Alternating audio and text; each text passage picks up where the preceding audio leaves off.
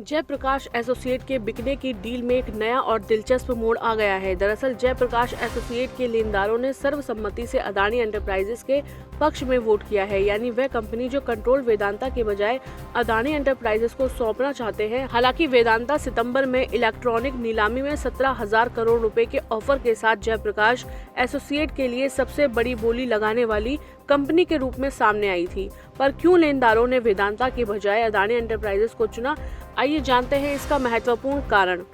Reports के अनुसार Jayaprakash associate के लेनदारों ने अदानी एंटरप्राइजेस को इसलिए चुना क्योंकि इसने ज्यादा अपफ्रंट पेमेंट्स की पेशकश की है। अदानी एंटरप्राइजेस की बोली का नेट प्रेजेंट वैल्यू वेदांता की तुलना में लगभग 500 करोड़ रुपए कम रहा।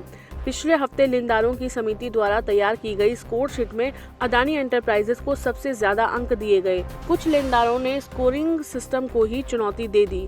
National asset reconstruction company Jaiprakash associate की सबसे बड़ी लेनदार है। जेएएल पर लेनदारों का 55,000 करोड़ रुपए बकाया है। कंपनी को पिछले साल जून में दिवालिया कार्यवाही के लिए स्वीकार किया गया था। इसका प्रबंधन डेलाइट के सपोर्ट वाले रेजोल्यूशन प्रोफेशनल भुवन मदान द्वारा किया जा रहा है।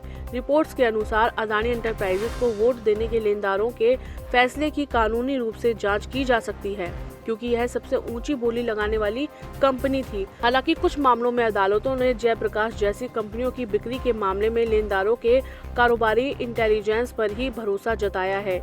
बता दें कि अदानी और वेदांता के अलावा डालमिया भारत, नवीन जिंदल की जिंदल पावर और पीएनसी इंफ्राटेक भी जयप्रकाश एसोसिएट के लिए बोली लगा चुकी हैं। शुरुआत में डालमिया भारत सबसे ऊंची बोली लगाने वाली कंपनी के रूप में उभरी थी, लेकिन कहा गया कि उसकी पेशकश में कुछ शर्त थी। बाद में हुई इलेक्ट्रॉनिक्स नीलामी में उसने हिस्सा नहीं लिया। जयप्रकाश एसोसिएट की बिक्री की प्रक्रिया में लेनदारों ने अदानी एंटरप्राइजेस के पक्ष में सर्वसम्मति से वोट किया है। भले ही वेदांता ने 17,000 करोड़ रुपए की सबसे ऊंची बोली लगाई थी, लेनदारों ने अदानी को इसलिए चुना क्योंकि उसने अधिक अपफ्रंट पेमेंट की पेशकश की, जो वेदांता की बोली के नेट प्रेजेंट वैल्यू से लगभग 5,000 करोड़ रुपए कम थी।